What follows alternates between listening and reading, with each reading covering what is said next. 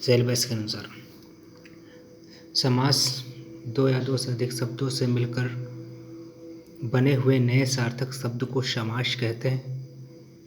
समस्त पद, समासिक पद समास के नियमों से बना समस्त पद समासिक शब्द कहलाता है। समास विग्रह समस्त पद के सभी पदों को अलग अलग किए जाने की प्रक्रिया समास विग्रह या व्यास कहलाती है। जैसे नील कमल यानी कि नीला है जो कमल, चौराहा चार राहों का समूह। समास के भेद। समास 6 प्रकार के होते हैं। नंबर 1 अव्ययभाव समास, नंबर 2 तत्पुरुष समास, नंबर 3 कर्मधारय समास, नंबर 4 द्विगु समास, नंबर 5 द्वंद्व समास, नंबर 6 बहुव्रीहि समास। ये एक पीढ़ी देखो समास खत्म एक ही लेक्चर में। पहला हम पढ़ेंगे अव्ययीभाव समास। जिस समास का पहला पद अर्थात पूर्व पद अव्यय तथा प्रधान हो उसे अव्ययीभाव समास कहते हैं।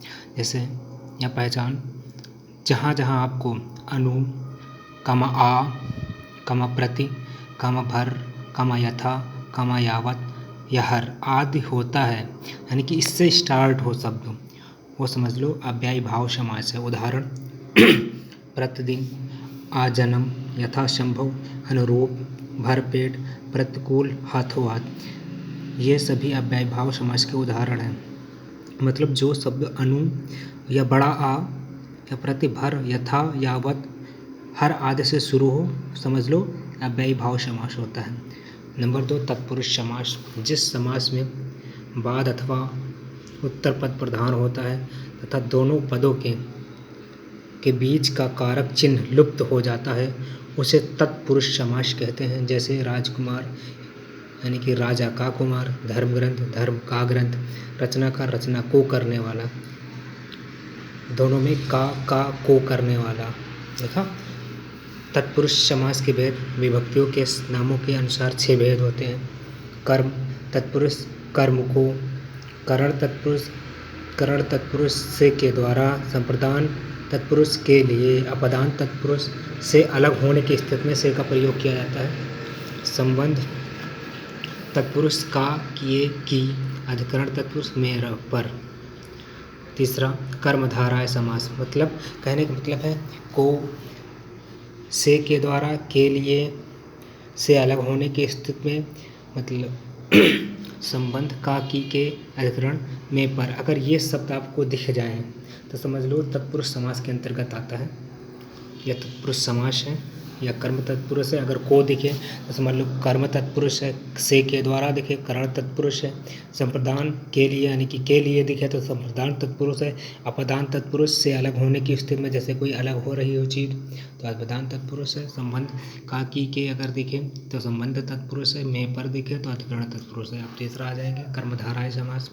जिस समस्त पद का उत्तर पद प्रधान हो तथा पूर्व पद उत्तर पद में समा, उपमान, उपमेय अथवा विशेषण विशेष संबंध हो कर्मधारय समास कहलाता है। पहचान, विग्रह करने पर दोनों पदों के मध्य में है जो के समान आते हैं। मतलब ये जो शब्द दिख जाए है जो के समान, जब उसका विग्रह करें तो समझ लो कर्मधारय समास। जैसे चरण कमल, कमल के समान चरण, कनक लता, कनक की सी लता, मृग नयन, मृग के समान नयन, अधमरा, आधा है जो मरा, देखो है जो के समान, की सी, लाल मणि, लाल है जो मणि, परमानंद, परम है जो आनंद, देखो है जो के समान। ये शब्द जहाँ पर दिखाई दे वही समझ लो कर्मधारय समास है। अब आते हैं चौथा द्विगु समास। इसमें पूर्वतः संख्यावाचक विशेषण होता है, वह द्विगु समास होता है। मतलब जहाँ संख्या दिख जाए, जैसे सप्त सिंधु, 7 सिंधुओं का समूह, दोपहर, 2 पहरों का समूह, त्रिलोक, 3 लोकों का समाहार, चौराहा, 4 राहों का समूह, त्रिकोण, 3 कोणों का समाहार, तिरंगा, 3 रंगों का समूह। कहने का मतलब यह है द्विगु समास में समूह या समाहार का ज्ञान होता है। द्विगु समास मतलब कोई संख्या संख्या मतलब 3, 4, 7, 8, 9 ऐसे संख्याएं जिस शब्द में दी होंगी आपका द्विगु समास कहलाएगा। जिसमें संख्या दी होंगी वो सभी द्विगु समास होंगे आपके। 5वां द्वंद्व समास, जिस समस्त पद के दोनों पद प्रधान हो तथा विग्रह करने पर और अथवा या एवं लगता हुआ द्वंद्व समास कहलाता है। यानी कि जहाँ पर और अथवा या एवं लगता हुआ द्वंद्व समास कहलाता है। पहचान, दोनों पदों के बीच प्रायः योजक चिन्ह लगता है, योजक चिन्ह का प्रयोग होता है। जैसे नदी नाले, राजा प्रजा, छल कपट, अपना पराया, ऊंच नीच, ठंड गर्म, मतलब कहने का मतलब अपोजिट शब्द। नदी नाले, नदी और नाले, राजा प्रजा, राजा और प्रजा, छल कपट, छल और कपट, अपना पराया, अपना और पराया, ऊंच या नीच, ठंड या गर्म, मतलब कहने का मतलब विलोम शब्द। कहीं कहीं विलोम नहीं होता है पर समझ लो ये कि विलोम शब्द, यहाँ योजक चिन्ह दिख जाए वही द्वंद्व समास।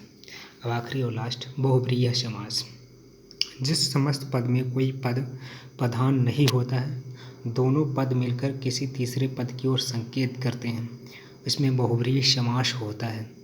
बहुब्रीहि समास जैसे लंबोदर, लंबा है जिसका उदर, यानी कि अर्थात गणेश। दशानन, दस है आनंद जिसके, अर्थात रावण।